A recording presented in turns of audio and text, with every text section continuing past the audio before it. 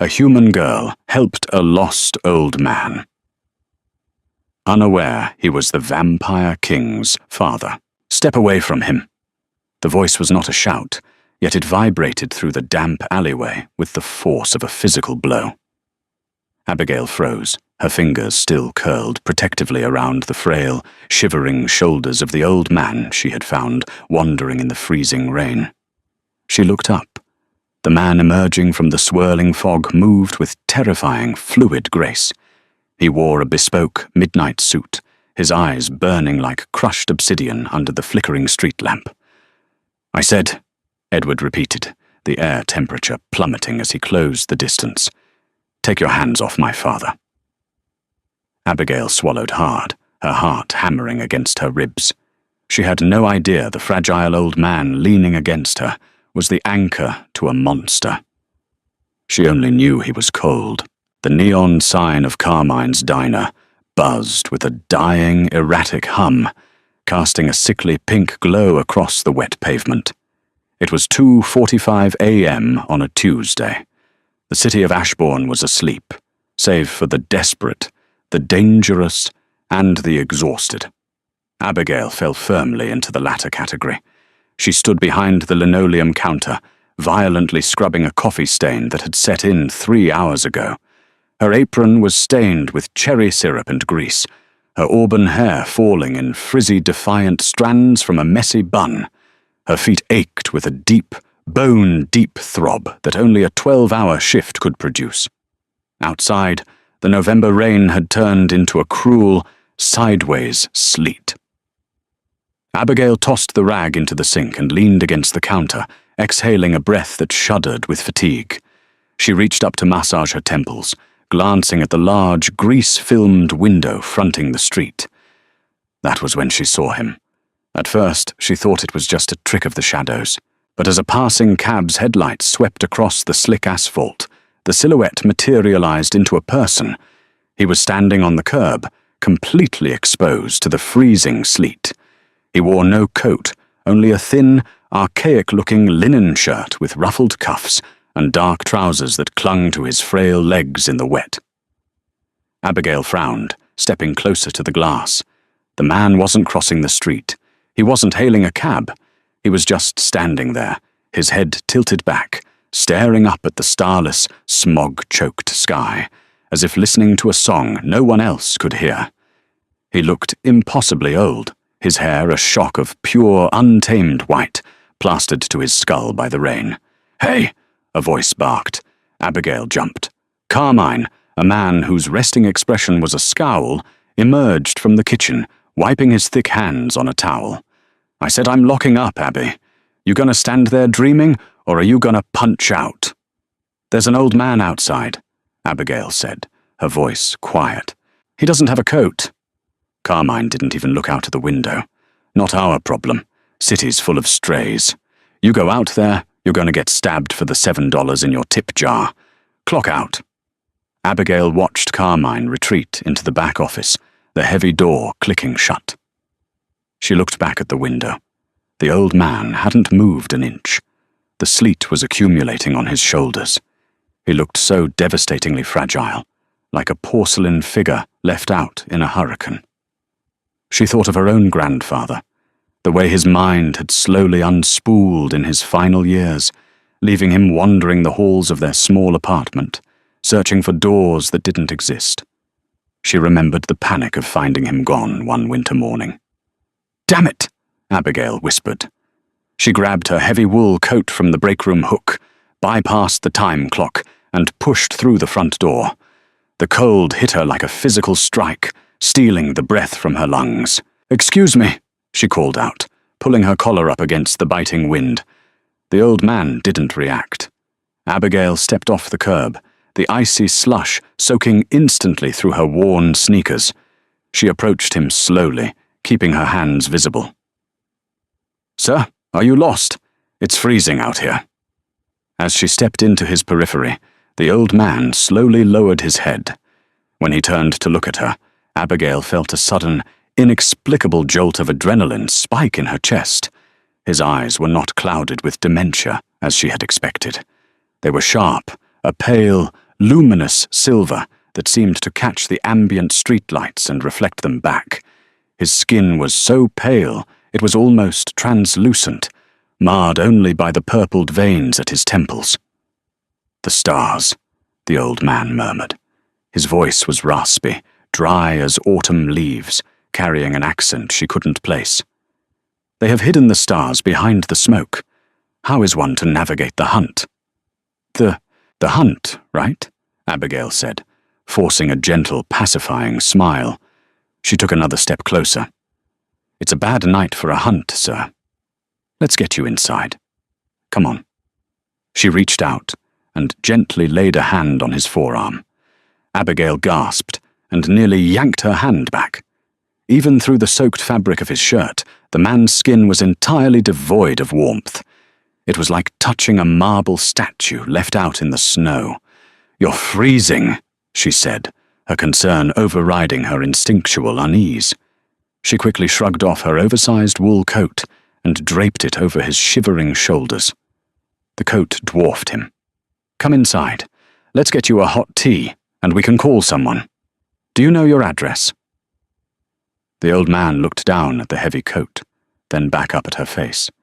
His silver eyes tracked the pulse fluttering at the base of her throat. For a fraction of a second, his nostrils flared, and a strange, deep shudder ran through his frail frame. "Warm," he whispered, his gaze locked on her neck. "You are so loud. Your heart, like a frantic little bird." "Ah, yes. Lots of caffeine today," Abigail said, laughing nervously. She tightened her grip on his arm, gently steering him toward the diner's entrance. "Let's go. One step at a time." He didn't resist. He moved with a strange, gliding gait, his footsteps completely silent on the wet pavement. Inside the diner, Abigail sat him down in a red vinyl booth near the radiator. She rushed behind the counter, poured a mug of hot water, and dropped a chamomile tea bag into it. When she returned, she slid the mug across the table. "Drink this. It'll help. I'm Abigail, by the way. What's your name?" He didn't touch the tea. He sat perfectly rigid, his hands resting flat on the table. "I am Silas." "Okay, Silas. Do you know where you live? Is there a phone number I can call?" Silas tilted his head, scanning the brightly lit diner with mild distaste. "The lights hum. They scream in my teeth. I reside where the stone weeps and the iron gates close against the dawn." Abigail sighed, sliding into the booth opposite him. Definitely dementia. "Right. Iron gates. Do you happen to know a street name near those gates?" "No police," Silas said suddenly. The frailty vanished from his voice, replaced by an absolute, chilling command. His pale eyes narrowed. "Do not summon the men in uniforms. They will ask questions, and if they ask questions, my son will punish them. He is untethered lately." "Okay, no police," Abigail agreed quickly, raising her hands. "We won't call them. But I can't leave you here, Silas. Carmine, my boss, will kick you out the second he finishes his paperwork." Silas reached into the pocket of his wet trousers. His fingers, long and jointed like pale spiders, retrieved a sodden, heavy cardstock rectangle. He placed it on the table. It wasn't a modern business card. It was thick, cream-colored vellum, embossed with a silver crest. A raven perched upon a broken crown. Below it, in elegant, handwritten script, was an address. 400 Blackwood Terrace. Abigail knew Blackwood Terrace. It was the old moneyed district on the north side of Ashbourne, filled with Victorian townhouses that had been standing since the city's founding. It was at least a 30-minute walk, uphill, through some of the quietest, darkest streets in the city. "I can call you a cab," she offered, reaching for her pocketbook. "No machines," Silas hissed, recoiling from her hand as if she had offered him poison. "The smell of combustion sickens me. I must walk. The cold clears the mind." Abigail looked at the clock. 3:05 a.m.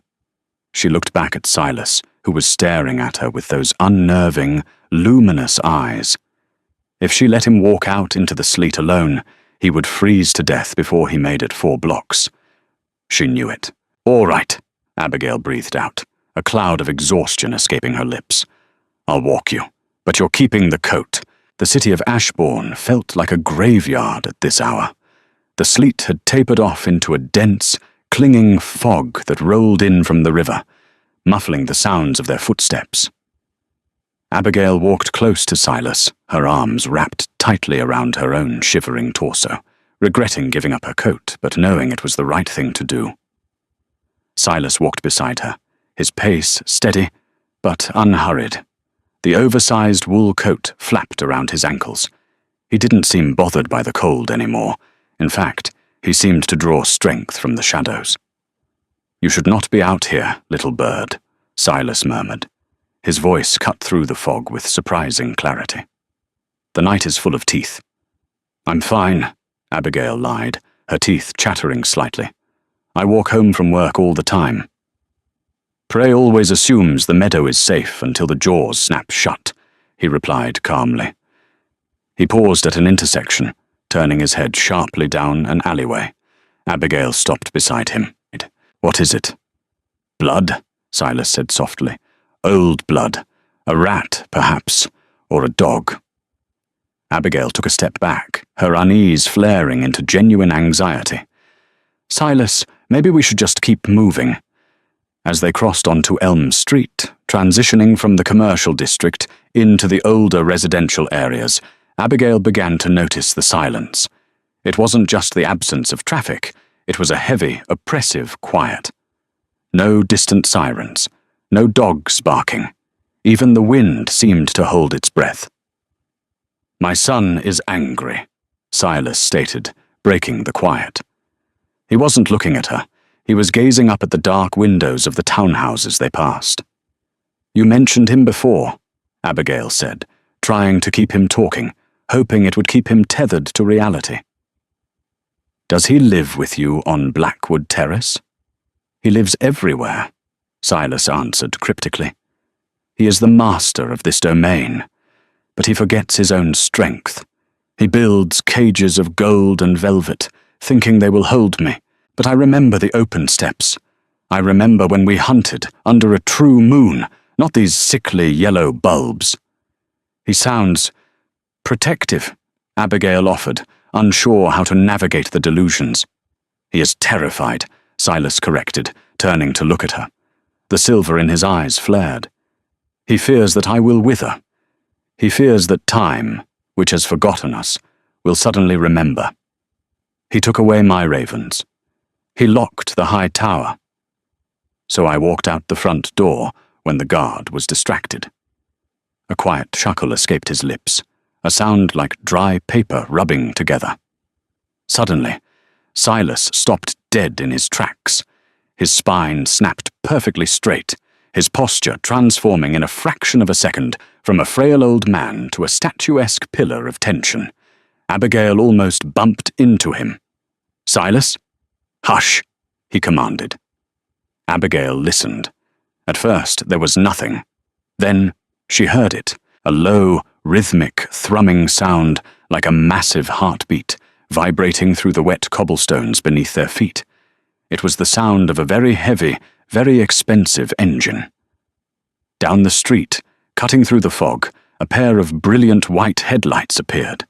It was a sleek, black vehicle. Too long to be a normal SUV, its windows tinted pitch black. It was crawling down the street at a predatory pace. "The hounds," Silas whispered, taking a sudden step backward into the deep shadow of an awning. He grabbed Abigail's wrist. His grip was shocking, like bands of freezing iron. There was no frailty in it whatsoever. He pulled her into the darkness with him. "Ow, Silas, you're hurting me," Abigail hissed, trying to pry his fingers off. "Be entirely silent," he breathed into her ear. His breath was ice cold. The black SUV rolled past their hiding spot. Abigail held her breath, her heart hammering wildly against her ribs. Why was she hiding? It was just a car, but the sheer terror radiating from Silas was infectious. As the vehicle passed, she saw the silhouette of a man in the passenger seat. He was leaning out the window slightly, scanning the shadows. Even in the brief flash of streetlight, the man's face looked unusually pale, his posture rigid. The SUV rolled down the block and turned the corner, the red tail lights bleeding into the fog. Silas released her wrist. Abigail stumbled back, rubbing her skin. There were already faint red marks where his fingers had been. "Who were those people?" Abigail demanded, her voice trembling. "Silas, what kind of trouble are you in? If you're running from a loan shark or a gang, I need to know. I'm just a waitress." Silas looked at her, his expression softening slightly. He reached out and gently touched the collar of her shirt, his cold fingertips brushing her skin. "You gave me your warmth," he said gently. "A foolish, beautiful gesture. You are in no danger from me, little bird, but we must hurry. Edward's patience is not a virtue he possesses in abundance. Edward, your son, yes. And when he finds out I have been wandering, he will burn the city down to find the ashes of my footprints. Come." He stepped back onto the pavement and resumed walking, his pace noticeably faster now. Abigail stood there for a second, her mind screaming at her to turn around, to run back to the diner, to lock the doors. But she looked at the heavy coat swallowing his frame, remembered the terrifying grip he possessed, and realized she was already in too deep. She hurried to catch up. As they walked, the street lights above them began to flicker. Not just one, but all of them in a domino effect down the avenue. The shadows stretched and warped. Abigail couldn't shake the feeling that the darkness itself was closing in, funneling them toward Blackwood Terrace. The wrought-iron gates of 400 Blackwood Terrace towered 20 feet into the foggy air, terminating in sharp, wicked-looking spikes. The townhouse beyond was massive, built of dark, soot-stained stone, its tall windows entirely unlit. It looked less like a home and more like a mausoleum. "We're here," Abigail breathed, her teeth chattering uncontrollably now. The adrenaline that had kept her warm was crashing. "Silas, do you have a key?" "A key is not required," Silas said. He stepped up to the massive gates and simply rested his pale hand against the cold iron. Before Abigail could ask what he was doing, the shadows in the street seemed to detach themselves from the brick walls.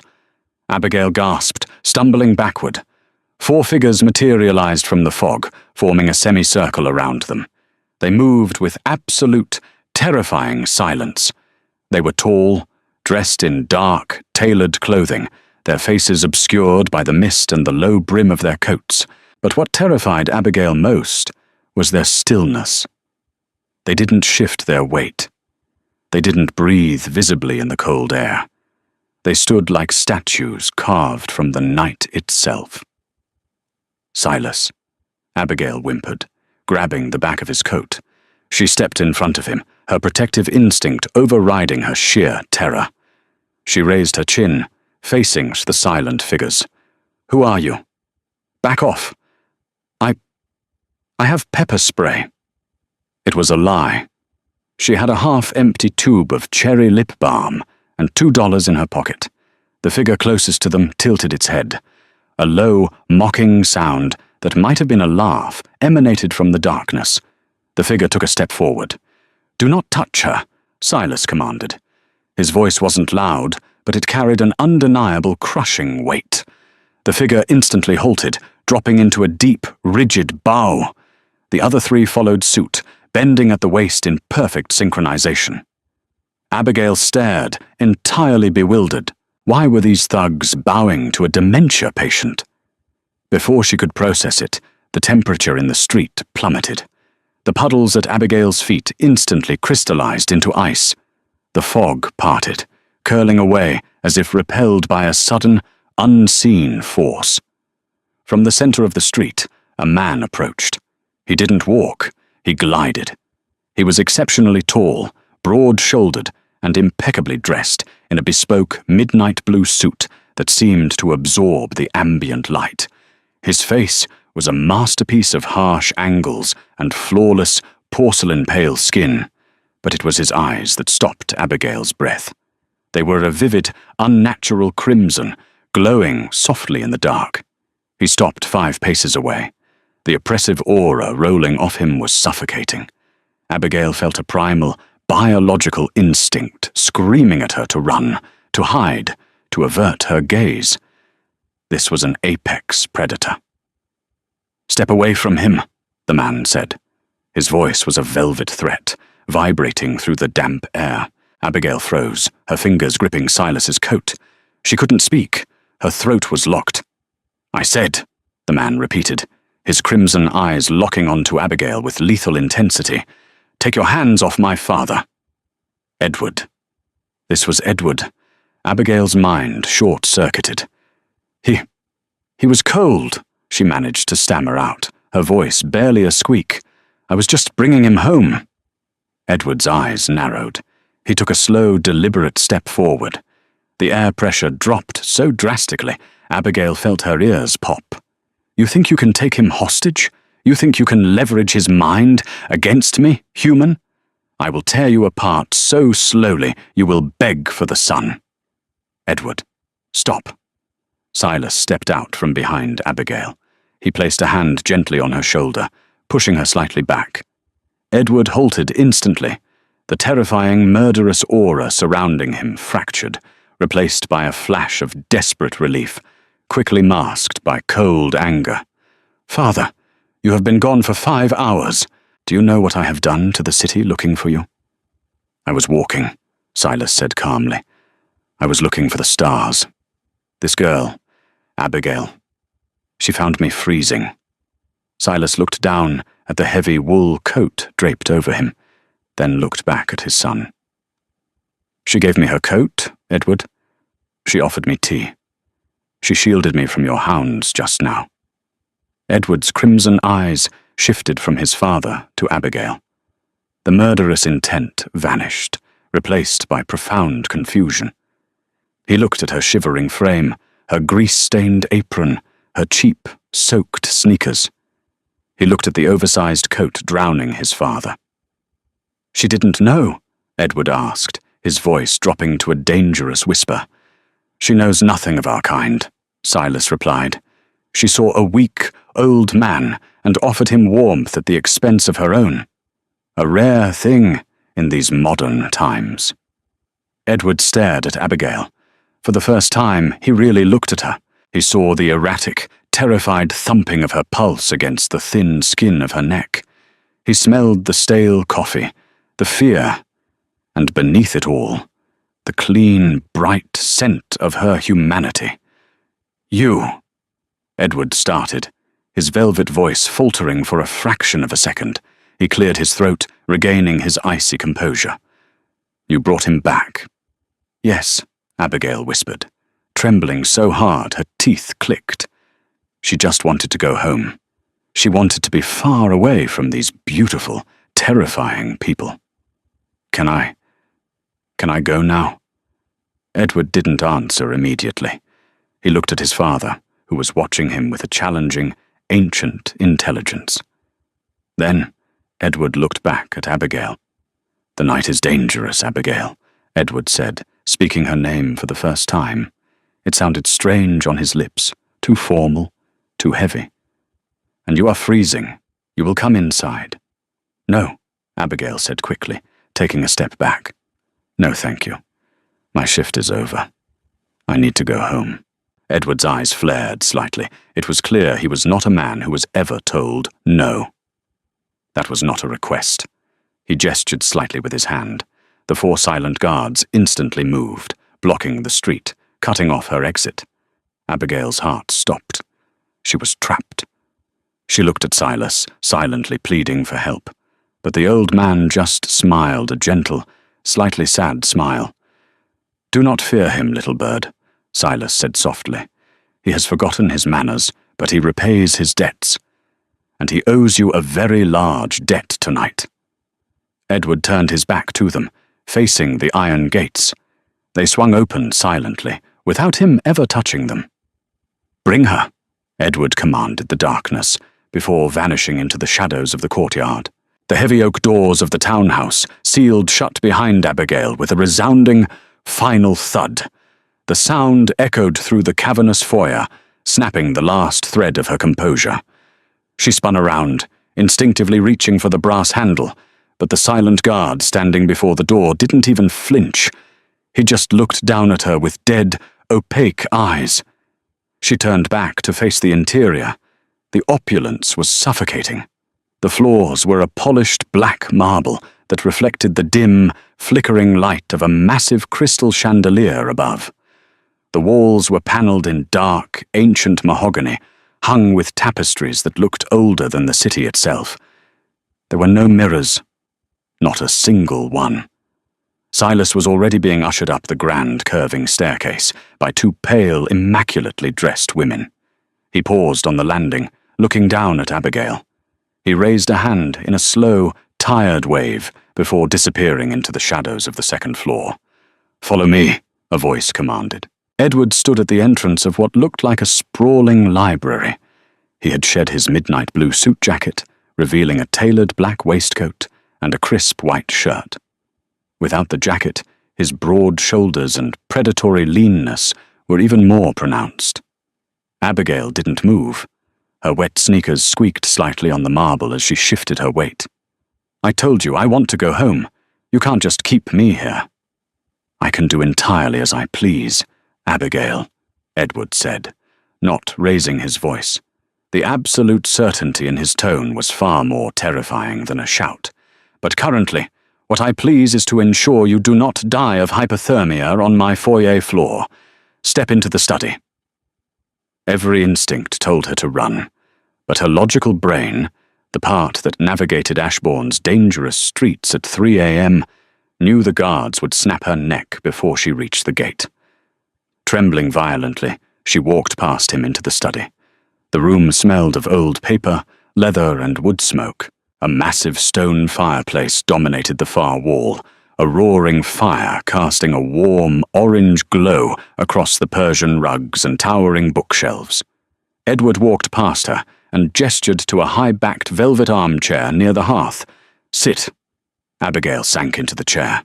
The heat from the fire hit her frozen skin like a physical weight, making her shiver even harder as her core temperature fought to stabilize. She wrapped her arms around her knees, pulling them to her chest. Edward moved to a crystal decanter on a side table, pouring a measure of amber liquid into a heavy glass. He walked over and held it out to her. "I don't drink," Abigail said, her teeth chattering. "It is a 50-year-old Scotch, not cheap vodka." "Drink it. It will dilate your blood vessels and stop the shivering," Edward replied, his crimson eyes boring into hers. "I will not poison you. If I wished you harm, you would not have made it past the gates." Reluctantly, she took the glass. Her fingers brushed against his, and she flinched. His skin was ice, just like his father's. She took a small sip. The liquid burned a fiery trail down her throat, settling as a heavy, spreading warmth in her stomach. Edward stood by the mantel, observing her with the clinical detachment of a scientist studying a peculiar insect. "You gave my father your coat." "He was freezing," Abigail mumbled, staring into the fire. "He is incapable of freezing," Edward corrected softly. "His core temperature is governed by the blood he consumes, not the weather. But his mind wanders to the past, to a time before the cold settled in his bones. He believed he was freezing, and so he suffered." Abigail looked up. "You're talking like he's—" "What are you people?" Edward's lips twitched into a humorless smile. "I suspect you already know, Abigail. Your heart rate spiked the moment you saw my eyes. You are simply refusing to let your rational mind accept the impossible. Vampires." The word hovered in her brain, heavy and absurd. Carmine would have laughed in her face, but Carmine hadn't felt the grip of Silas's hand or seen the terrifying, silent speed of the guards. "What do you want from me?" she asked, her voice cracking. You did my house a great service, Edward said, his tone shifting into something formal, almost archaic. By ancient law, a life preserved is a life owed. My father is the bedrock of my lineage. In protecting him from the elements and shielding him from the eyes in the street, you have incurred a debt that I am obligated to repay. I don't want your money, Abigail said quickly. And I don't want a debt. I just want to leave. Edward's crimson eyes flashed with a sudden, unpredictable irritation. Your refusal of my hospitality is becoming tedious. Look at yourself. You are soaked to the bone in freezing sleet. You are wearing garments that are falling apart at the seams. You labor in a grease trap for pennies, and yet you sit in my chair, defying me. I work hard for what I have, Abigail snapped, a spark of anger finally overriding her fear. She stood up, the half-empty glass of scotch trembling in her hand. I didn't ask to be dragged into your weird, gothic nightmare. I helped an old man. That's it. Now open the door. Edward moved so fast her eyes couldn't track him. 1 second he was by the mantel, the next he was standing mere inches from her. He towered over her, his chest brushing the fabric of her damp uniform. The sheer, overwhelming power radiating from him paralyzed her lungs. He reached out, his cold fingers tracing the edge of her jawline. The touch sent a violent jolt of electricity down her spine. You are completely ignorant of the world you have just stepped into, little bird, Edward murmured, his voice dropping an octave. You think you can just walk away from a king? Abigail couldn't breathe. Edward's proximity was suffocating, a mix of overwhelming physical dominance and a scent that was entirely intoxicating. Cloves, cold air, and something dangerously metallic. Please, she whispered, hating how small her voice sounded. Edward's eyes softened infinitesimally. He dropped his hand and took a half step back, giving her space to pull air into her burning lungs. You asked about the SUV in the street, Edward said, turning his back to her to pace the length of the Persian rug. The sudden shift in topic threw her off balance. My father mentioned the hounds. Yes, Abigail said, sinking slowly back into the velvet chair, her legs no longer willing to support her. He said they were looking for him. He was terrified. He was right to be, Edward said, his voice hardening into a blade. They are the Sanguine Court, a rival faction that has been testing the boundaries of my territory for a century. They know that my father's mind is fracturing. They know he is my only weakness. He stopped pacing and looked directly at her. If they had found him wandering alone, they would have taken him. They would have used him to force my abdication, or worse, they would have destroyed him simply to watch me burn the city in retaliation. But they didn't find him, Abigail pointed out, clutching the Scotch glass with white-knuckled desperation. I hid him. They drove right past. Yes, Edward agreed slowly. They drove past, and the man in the passenger seat, Julian, a lieutenant of the court, looked directly into the shadows where you were standing. Abigail's stomach dropped. He couldn't have seen us. It was too dark. Our eyes do not work like yours, Abigail, Edward said softly. Julian saw you. More importantly, he smelled you. He smelled the fresh, vibrant scent of a human wrapped around the ancient, fading scent of my father. He knows you intervened. The fire crackled loudly in the grate, the only sound in the oppressive silence of the study. Abigail stared at Edward, her mind racing to connect the dots. You're saying they're going to come after me? You are a loose thread, Edward stated plainly. To them, you are a human who possesses the scent of the king's father. They will assume you know things you do not. They will assume you are a pet or a thrall. If you walk out of my gates tonight, Julian's hounds will track you to your dilapidated apartment before sunrise. They will tear you apart to see what secrets bleed out. Abigail shook her head, a hysterical, panicked laugh escaping her throat. No, that's insane. I'm a waitress.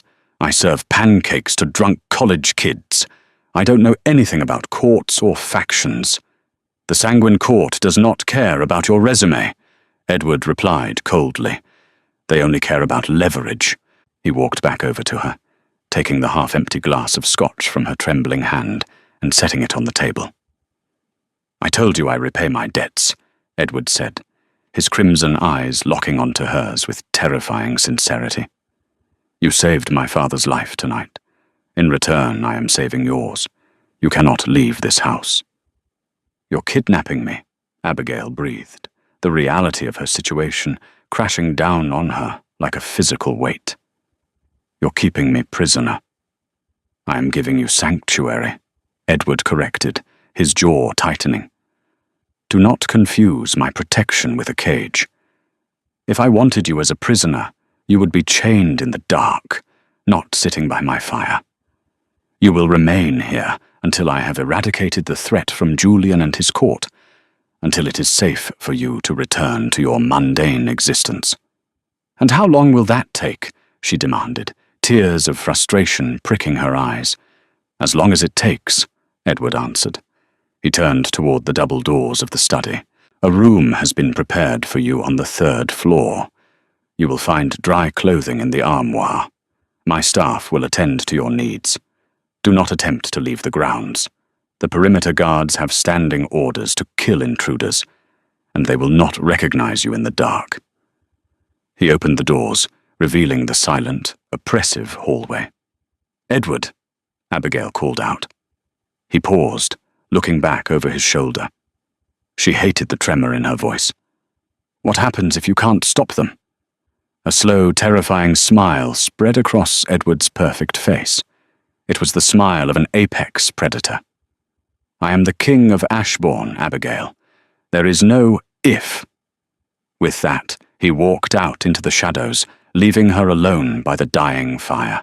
When Abigail woke, the room was plunged into absolute, suffocating darkness. For a panicked, disorienting moment, she thought she had gone blind. She thrashed against the heavy silk sheets, her hands frantically searching for a light switch. Her fingers brushed the cool metal of a bedside lamp, and she clicked it on. Soft, warm light flooded the room, revealing a space that belonged in a European palace. The bed she was in was a massive 4-poster, draped in emerald velvet. The walls were covered in intricate silk damask, and a marble fireplace stood cold and silent across the room. She looked down at herself. She was wearing a silk nightgown that felt like water against her skin. Someone had undressed her. A flush of hot humiliation burned her cheeks, quickly replaced by anger. Throwing off the covers, she marched over to the massive arched windows and yanked the heavy blackout curtains aside. Daylight. Grey, overcast, miserable Ashbourne daylight poured into the room. She was looking out over an immaculate, sprawling garden enclosed by high stone walls. Beyond the walls, the hazy skyline of the city looked miles away. She checked the ornate clock on the mantel. 2 p.m. She had slept for almost 10 hours. Carmine had definitely fired her by now. Abigail moved to the heavy wooden door and tried the brass handle. To her surprise, it turned easily. She pulled the door open a crack and peeked out into the hallway. It was utterly silent. The townhouse felt entirely abandoned, devoid of the humming tension from the night before. She stepped out, her bare feet sinking into the thick carpet. "Good afternoon, Miss Abigail." Abigail jumped, stifling a shriek. Standing in the alcove beside her door was one of the pale women she had seen the night before. The woman wore a simple, elegant, grey dress. She did not cast a shadow in the dim hallway lighting. Hi, Abigail stammered, clutching the silk robe she had found on the bed tightly around her chest. "Where is everyone?" "The master is resting," the woman said, her voice entirely devoid of inflection. "As are the guards. The daylight hours are for quiet. I am Ilara. I am here to assist you. Vampires sleep during the day." Right. The clichés were apparently true. "I want to see Silas," Abigail requested, deciding to test the boundaries of her sanctuary. Ilara bowed her head slightly. "Follow me." She was led down the sweeping staircase, through corridors of hushed, intimidating wealth, until they reached a sunroom at the back of the house. Unlike the rest of the mansion, this room was bathed in natural light, its glass walls overlooking the dormant winter gardens. Silas was sitting in a wicker chair, a thick wool blanket draped over his lap, reading a leather-bound book. He looked up as she entered, and a genuine warm smile broke across his pale face. He looked much better than the night before, less fragile, more present. "Ah, the little bird," Silas said, closing the book. "Come, sit. Ilara, bring us tea. Real tea this time, not the dust she served me at that dreadful diner." Abigail sat on the edge of a floral sofa opposite him. "How are you feeling, Silas?" "I am clear today," he said, tapping his temple. "The fog rolls in, and the fog rolls out. Today, I remember exactly who I am and where I am. I remember what you did for me." "Edward says I can't leave," Abigail said, getting straight to the point. "He says some people, the Sanguine Court, are going to come after me because I helped you." Silas sighed, a heavy, ancient sound. He looked out the glass windows at the grey sky. "My son is not known for his delicate bedside manner, but he doesn't lie. You interfered in a shadow war, Abigail. The court is ruthless." "But why?" she pleaded. "Why can't he just tell them I'm a nobody?" "Because to them, nobody is a nobody," Silas explained gently. "They view humans as cattle or as tools. If you are useful, they will use you. If you are a liability, they will erase you. Edward is protecting you the only way he knows how, by keeping you within his fortress." "He's a dictator," she muttered resentfully. "He is a king burdened with an impossible task," Silas corrected, his silver eyes flashing with sudden intensity. "You see the coldness, you see the arrogance, but you do not see the centuries of blood he has shed to keep this city from tearing itself apart. He was not always this way. He used to laugh once, before the crown fused to his skull." Before Abigail could respond, the temperature in the sunroom dropped noticeably. The hairs on her arms stood up. Edward stood in the doorway.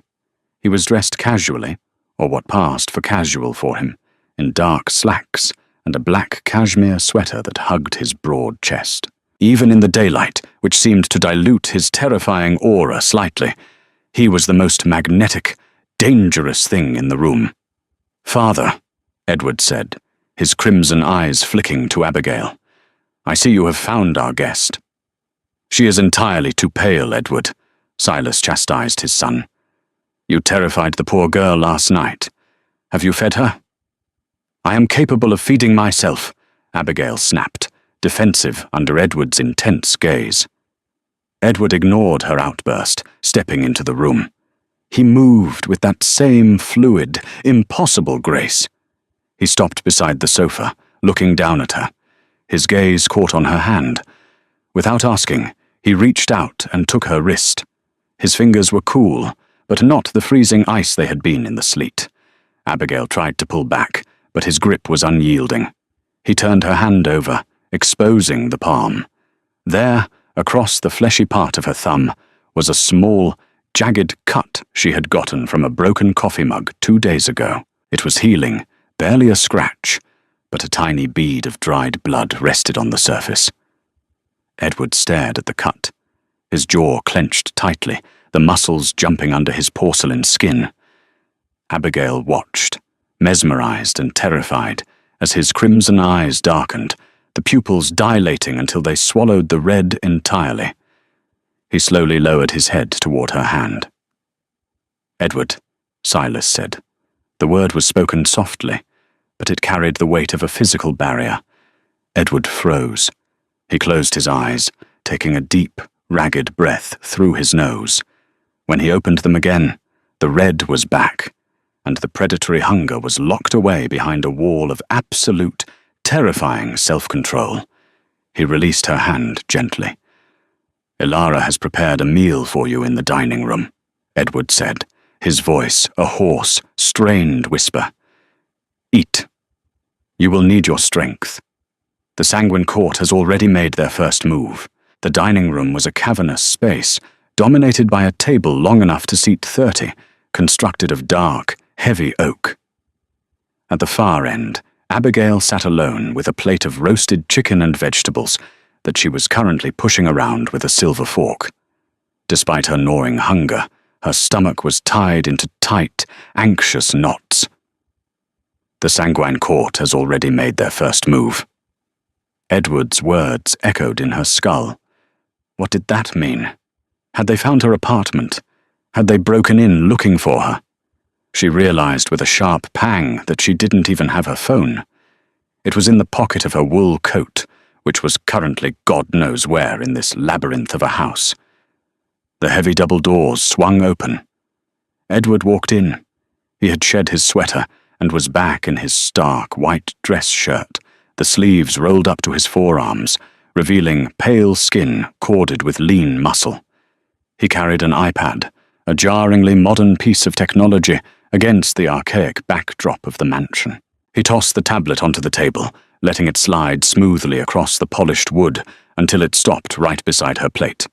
"Look at it," he commanded, pulling out the chair next to her and sitting down. The proximity made her heart flutter.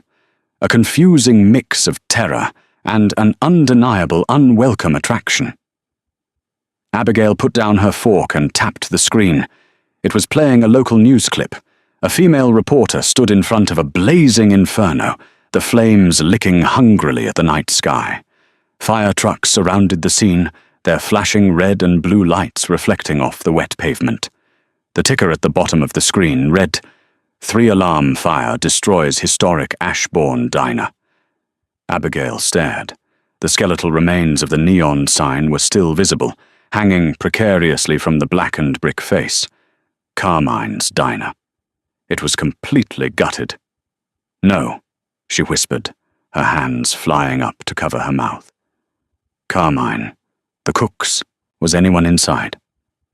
"No casualties were reported," Edward said, his tone entirely clinical. "The fire started in the kitchen 45 minutes after you and my father left.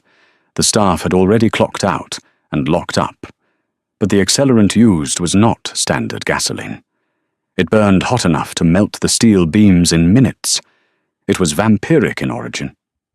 Abigail felt the blood drain from her face. "They burned it down, looking for me."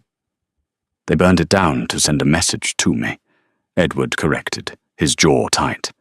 "Julian wanted to demonstrate that he knows exactly where my father was found, and by extension, who found him. He is burning away your roots, Abigail, making sure that when he eventually finds you, you have nowhere left to run."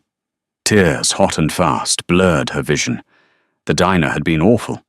Carmine was a tyrant, the pay was abysmal, and the smell of fryer grease never truly washed out of her hair. But it had been her anchor. It had paid her rent. It had kept her alive. And now, because she had stopped to help a lost old man, it was ashes. "This is my fault," she choked out, wiping angrily at her eyes. "If I had just minded my own business—" "If you had minded your own business, my father would have been taken, and the city would be drowning in blood right now," Edward said. He reached out, surprisingly gentle, and closed the iPad. "Do not weep for a grease trap. You have done a king a service. You will never lack for coin or shelter again." Abigail turned to look at him, her grief flashing into sudden, fierce anger. "You think money fixes this? You think you can just buy my life? I don't want your money, Edward. I wanted a normal Tuesday. I wanted to pay my electric bill and watch terrible TV. Now my boss's livelihood is destroyed, and some psychotic vampire is hunting me." She expected him to lash out.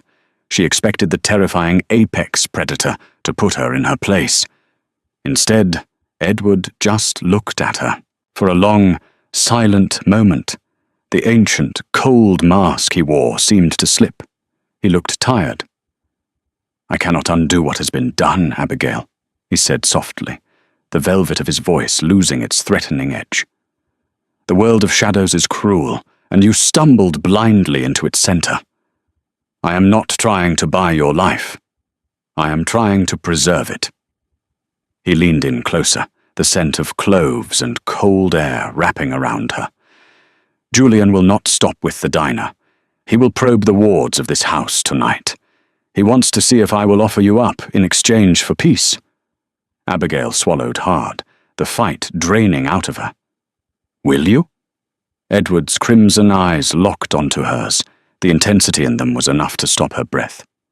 "I have never bowed to the Sanguine Court, and I do not sacrifice those under my protection. Tonight, the King of Ashbourne goes to war, and you, little bird, will stay hidden." The attack began at exactly 1 a.m. Abigail was sitting in the massive 2-story library with Silas. Edward had ordered them there, citing the room's reinforced steel doors and lack of ground-floor windows. Silas was unbothered, calmly reading a volume of 18th-century poetry by the fire, while Abigail paced the length of a Persian rug, gnawing furiously on her thumbnail. The first sign that something was wrong wasn't a sound, but a feeling. The air pressure in the room suddenly skyrocketed, making Abigail's ears pop painfully. The roaring fire in the hearth flared unnatural, violent blue before extinguishing completely, plunging the library into near darkness, save for the weak moonlight filtering through the high, clear-story windows. "They have broken the outer ward," Silas murmured, calmly closing his book. He did not look afraid. He looked profoundly annoyed. "Julian is bold tonight." A massive, concussive boom echoed from the front of the house, shaking dust from the towering bookshelves. The sound of splintering wood and shattering glass followed immediately after. Abigail screamed, covering her ears. "They're inside!" Before she could run for cover, the heavy steel doors of the library buckled inward with a sickening shriek of tearing metal. They were ripped cleanly off their hinges and thrown across the room, smashing into a mahogany desk. Through the dust and debris walked 3 men. They were dressed in combat tactical gear, heavily armed, but their faces gave away their true nature. They possessed the same deathly pallor as Edward, their eyes glowing a sickly, jaundiced yellow instead of crimson. These were Julian's hounds. "There's the old man," the lead hound hissed, his voice sounding like 2 rocks grinding together. He completely ignored Abigail. "Take him. Rip the girl's throat out so she stops screaming." They moved with that same horrifying, blurry speed. But as the lead hound lunged for Silas, a shadow detached itself from the high rafters of the library. Edward landed directly between Silas and the attackers. He didn't have a weapon. He didn't need one. He moved faster than Abigail's human eyes could process. In a single, fluid motion, he caught the lunging hound by the throat, lifted him effortlessly off the ground, and drove his fist straight through the vampire's chest. A sickening crack echoed through the room. Edward pulled his hand back, his fingers slick with dark, viscous blood. The hound crumbled to the floor, instantly turning to ash that smelled faintly of sulfur. The remaining 2 hounds froze for a fraction of a second, stunned by the sheer brutality. That hesitation cost the second hound his life, as Edward spun and cleanly decapitated him with a flat-handed strike that hit with the force of a guillotine. But as Edward dispatched the second, the 3rd hound realized he was outmatched. He didn't go for the king. He feinted left, scrambled over a fallen bookshelf, and lunged straight for Abigail. "Abigail!" Silas shouted. The hound's yellow eyes locked onto her, his fangs fully descended, dropping spit onto the carpet. He was terrifyingly fast, closing the distance in a heartbeat. Abigail didn't freeze. The adrenaline, brewing in her system for 24 hours, finally exploded into action. She didn't have pepper spray. She didn't have a weapon. But she was standing next to the massive stone hearth. As the vampire lunged, Abigail grabbed the heavy wrought-iron fire poker from its stand. She didn't swing it like a baseball bat. She knew she couldn't match his strength. Instead, She dropped to her knees, planted the blunt end of the poker firmly against the stone floor, and angled the sharp, heavy spike directly at the hound's chest, using his own momentum against him. The hound, blinded by bloodlust, didn't see the trap. He impaled himself squarely on the iron spike. He shrieked, a high-pitched, inhuman sound of agony, his momentum carrying him forward until he was hovering inches above Abigail, the heavy iron buried deep in his ribs. He thrashed wildly, his claws swiping blindly at the air, missing her face by mere centimeters. Suddenly, a hand clamped down on the back of the hound's neck. Edward ripped the thrashing vampire off the iron poker and hurled him across the room with devastating force. The hound slammed into the far wall, his spine shattering on impact. He slumped to the floor, motionless. The library fell dead silent, the only sound the ragged, frantic gasping of Abigail's breath. She was still on her knees, her hands trembling violently as she stared at the ash and the broken bodies. Edward stood over her. His white shirt was ruined, stained with the dark blood of his enemies. His crimson eyes were blazing with a terrifying, primal fury. He looked like a god of war, beautiful and entirely lethal. He dropped to one knee in front of her, uncaring of the blood soaking into his slacks. He reached out, his cold hands gently framing her face. He forced her to look away from the carnage and up into his eyes. "Are you hurt?" he demanded, his voice a low, vibrating growl. "Did he touch you?" No, Abigail stammered, her whole body shaking. "I'm okay, I used the poker." Edward looked at the heavy iron rod lying on the rug, then back at her. The primal fury in his eyes slowly receded, replaced by an expression of profound, naked astonishment. "You did," Edward breathed. "You stood your ground against a predator. You did not run."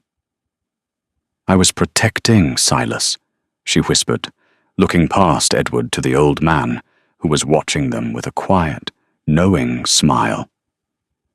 Edward's thumbs gently brushed the tears from her cheeks. The coldness of his skin was no longer terrifying. It felt grounding, pulling her back from the edge of panic. "Julian has made a fatal error," Edward said softly, his gaze locked on her lips for a fleeting second before returning to her eyes. "He assumed you were a weakness I was hiding. He did not realize you had teeth of your own. The cleanup of the townhouse took hours, managed silently and efficiently by Edward's staff.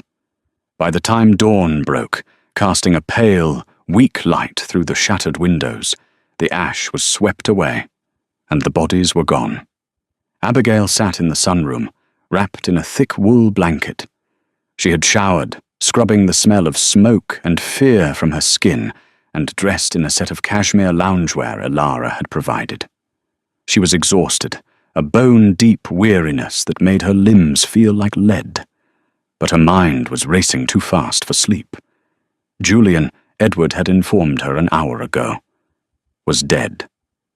When his hounds failed to return, the lieutenant had attempted to flee the city.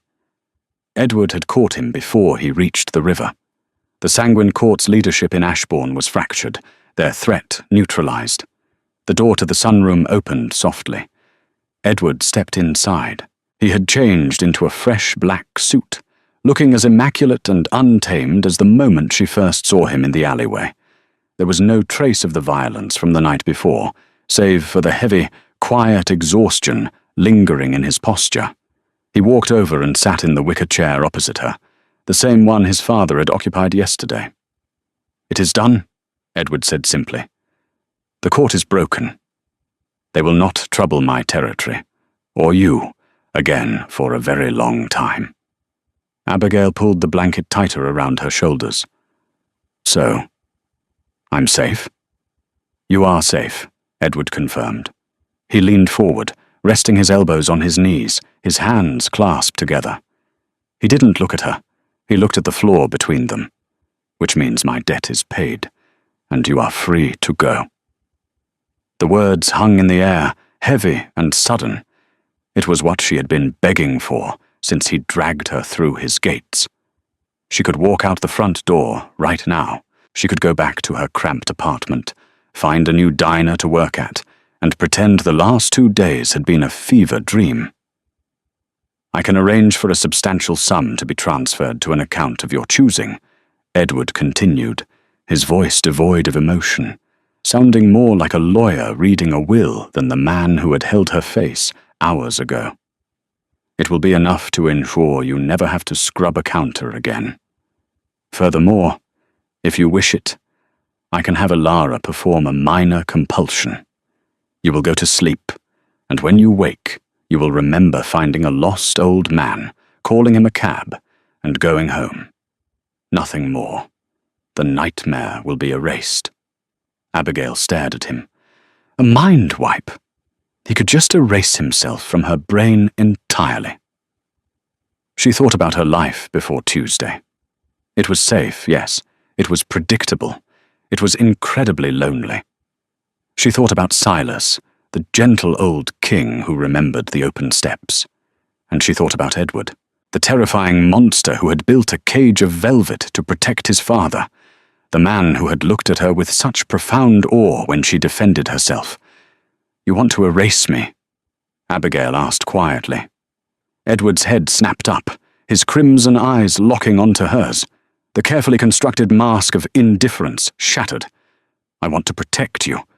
This world, my world, is blood and ash and endless night. You are sunlight, Abigail. You are a frantic, beautiful little bird. If you stay near me, eventually, the dark will swallow you. I do not want to be the reason your light goes out. His confession hung between them, raw and desperate. He wasn't kicking her out because she was a liability. He was sending her away because he cared about her, and he believed he was poison. Abigail slowly pushed the wool blanket off her shoulders. She stood up, her bare feet silent on the sunroom floor, and walked over to him. She didn't stop until she was standing between his knees. Edward looked up at her, his breath catching in his throat. Abigail reached down and placed her warm hands on his cold cheeks. He leaned into her touch instantly, closing his eyes as a shudder racked his massive frame. I don't want your money, Edward, Abigail whispered, brushing her thumb along his sharp cheekbone. And I don't want to forget. Edward opened his eyes, the red burning with an intense, overwhelming heat. Abigail, if you stay, you cannot leave. If you bind yourself to this house, you bind yourself to me, to all my enemies, to my endless life. I survived a 12-hour shift at Carmine's, she said, a small, genuine smile breaking across her tired face. I think I can handle a few vampires.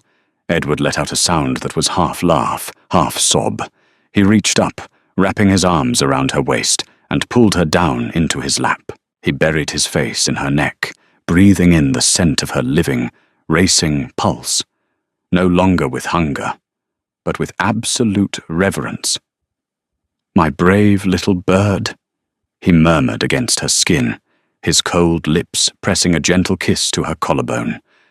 I will burn the world to ash before I let anything harm you.